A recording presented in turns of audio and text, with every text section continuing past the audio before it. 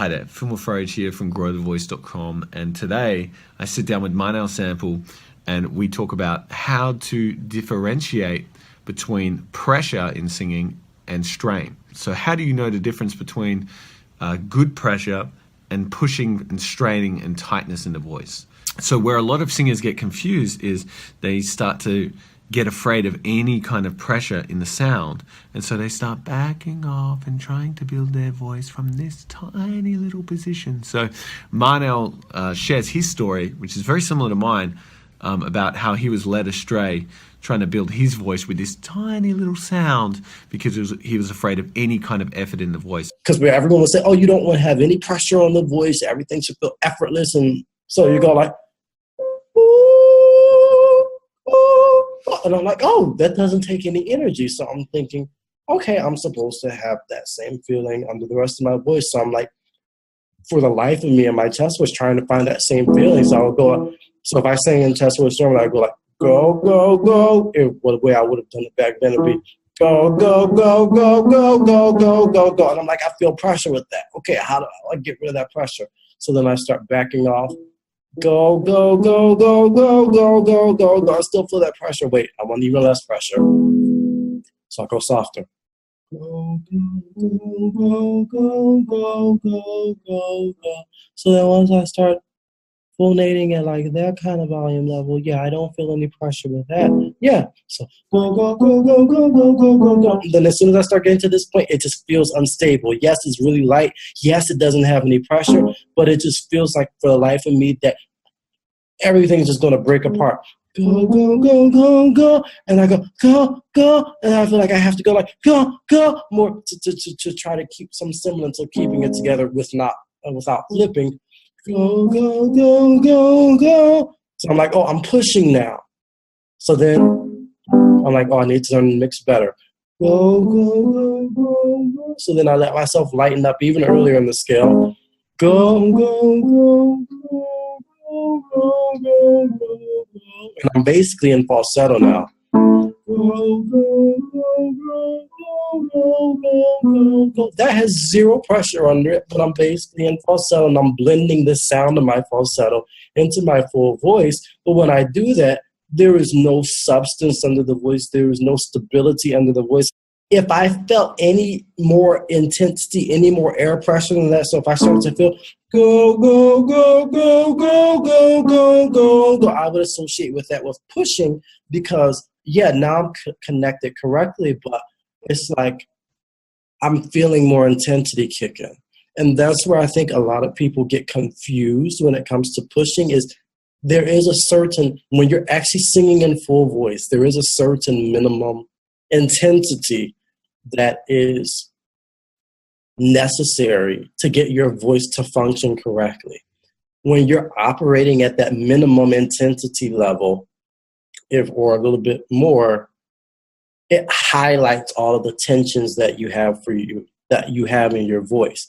And to me, pushing is those tensions, not necessarily singing too loud. And when I'm saying tensions, I'm referring to things like your jaw being tense or your neck being tense or you taking in too much air. You're going, go, go, go, go. That makes an overpressure in the body, taking in too much air like that. And then you will feel that. Or something like your tongue being tense, going, go, go, go, that kind of thing.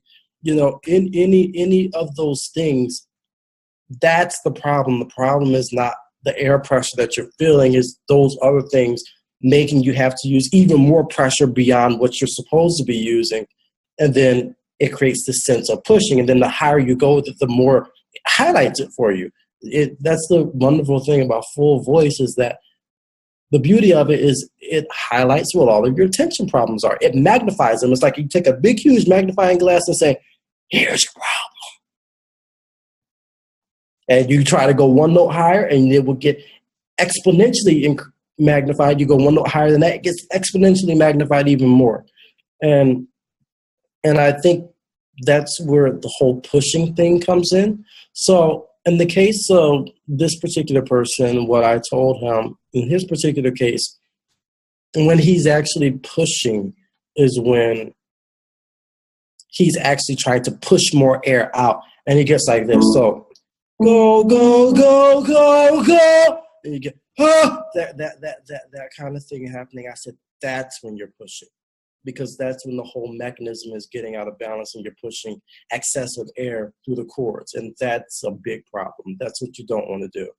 But I'm like, if you just feel yourself having to give a little bit more intensity than what you do in your normal speaking voice, that's not pushing. That's what naturally happens in your singing voice. Because, all right, so if I just speak like this all the time, it doesn't take a lot of energy to speak like this. This doesn't take much energy at all.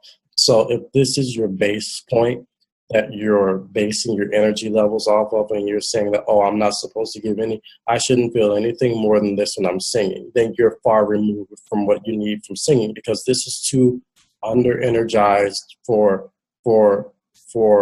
what's required for singing. What's required for singing is more like this. Like, this is more the energy level that you're supposed to be at. So if you're basing everything off of this, then that's a totally different story versus like this. This is like no energy. God forbid you do even worse, and you do one of these numbers and you get kind of like breathy like this all the time, and that's even less energy, and you're even further removed from what you need for singing. So that's my take on pushing. What about you?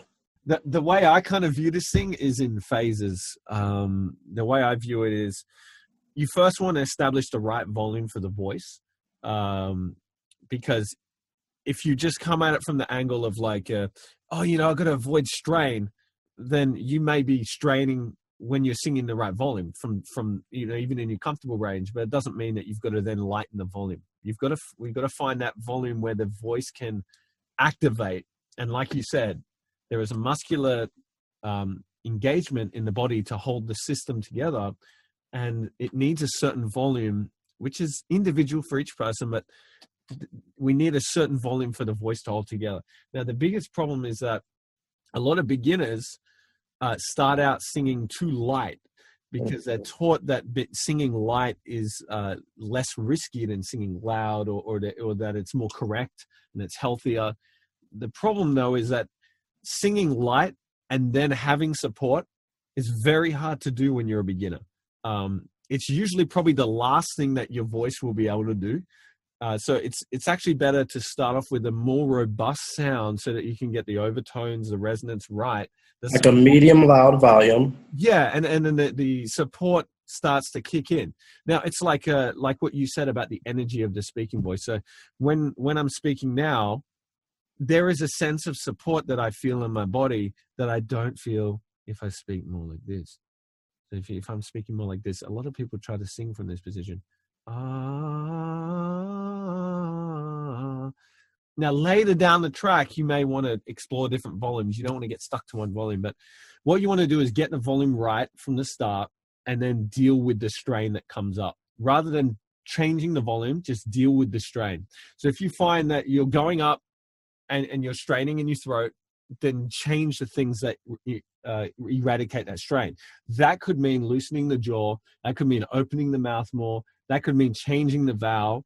That could mean engaging down here a little bit better, or getting your breath working right from the start, the actual inhale, and then what you do with it as you exhale through the sound. So how do you define medium loud?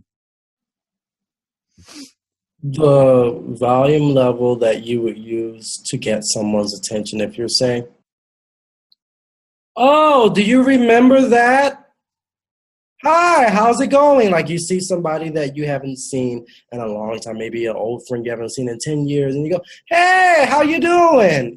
Like that, and they're like maybe 20, 30 feet away from you, and you're like getting their attention. Like, that's about the volume level that you should be at.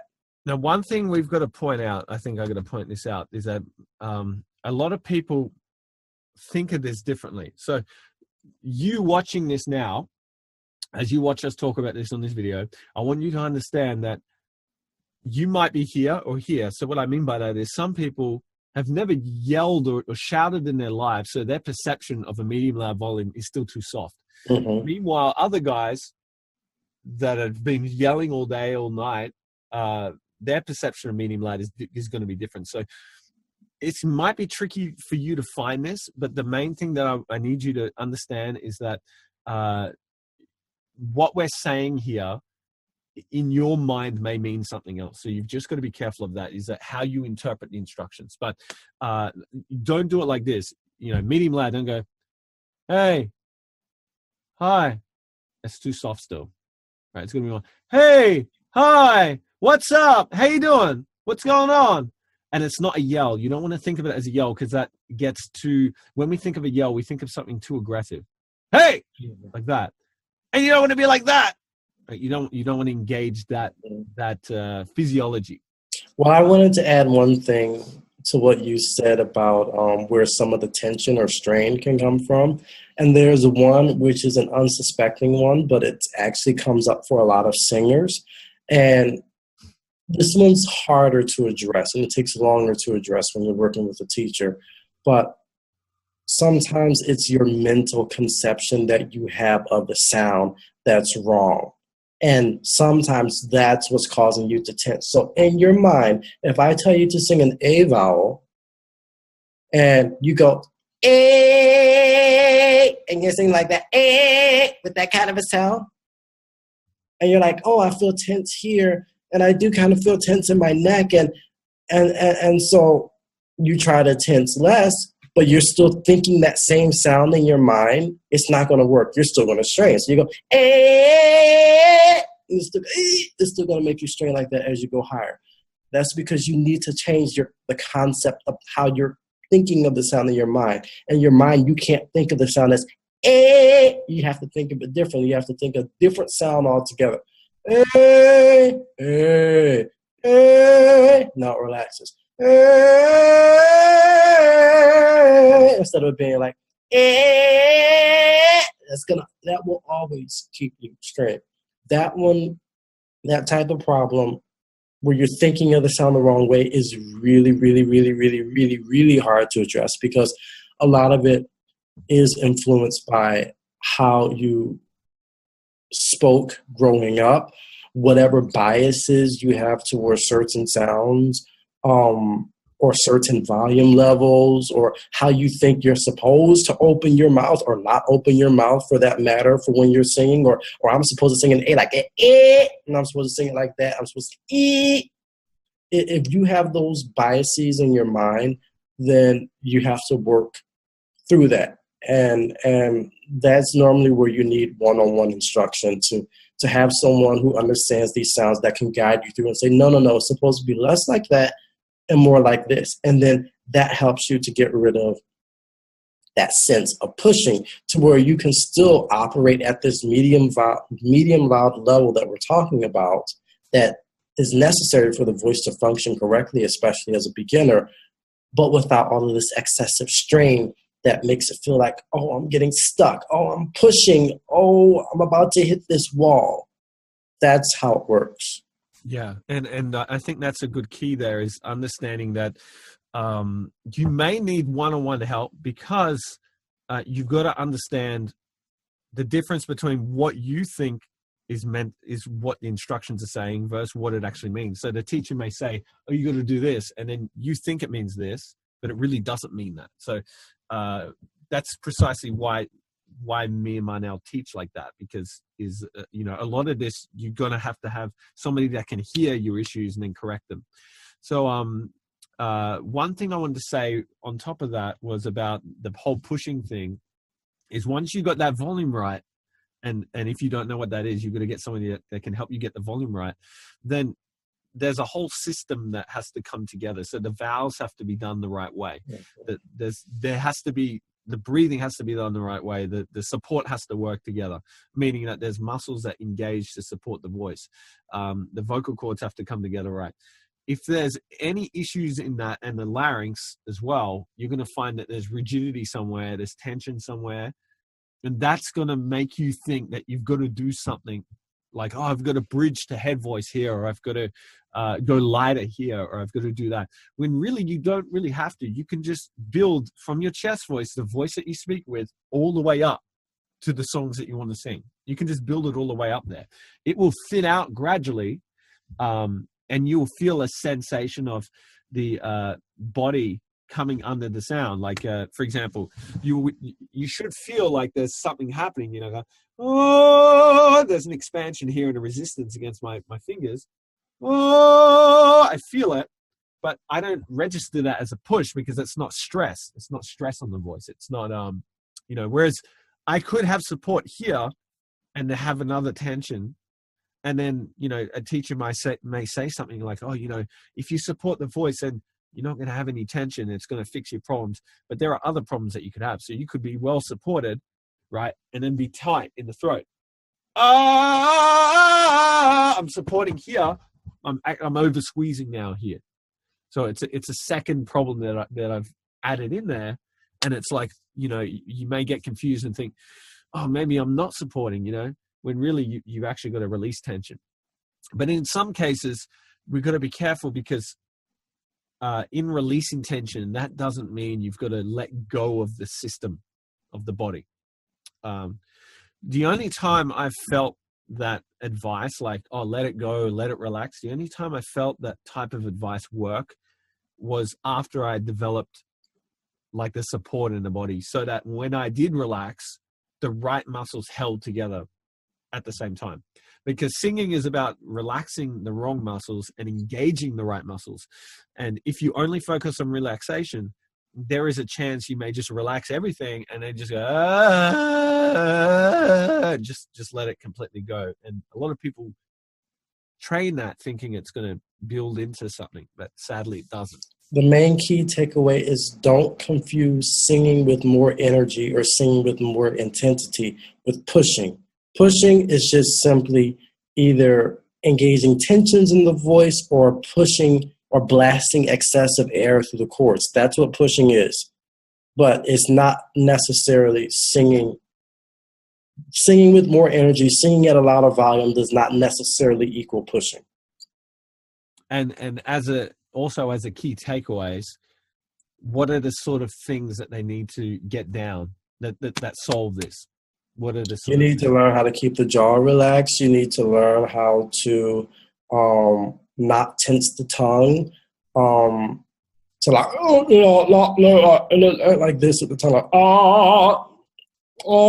not do weird things like that with the tongue, to keep the neck relaxed, to not overbreathe, so to not tank up on air. You need to learn how to shade your vowels correctly, especially as you go higher into your range. And it really feels like, oh, I'm really getting strangled here as I'm going higher. That's where vowels are really going to come in. You need to make sure the sound is not airy, that the sound should be clear as you're singing it. There shouldn't be any airiness in the sound, because if there is, that means that you're going to end up pushing out excessive air, and that throws off the balance of everything.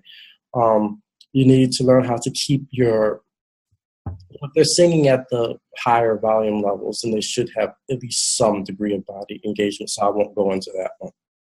But those are basically the points. So, thank you for watching, and if you want to learn more about how we teach, or if you're looking for a teacher that can show you how to get more consistency and less strain and more freedom in your voice, and then eventually lead you to the sound you're after, then Marnell and I both do Skype lessons, and I also have some singing programs too on my website. So check Marnell out at vocalliberation.com, myself out on growthevoice.com. And Marnell's got a free gift called How to Build a Stronger Mix, so make sure you sign up for that. I've got also my free gift that covers the types of tensions and things like that are holding you back from experiencing the freedom in your voice that you're looking for. So go to my website and sign up for that too. So you got 2 free gifts there that you can look at. Thank you for watching, and take care. See you next time.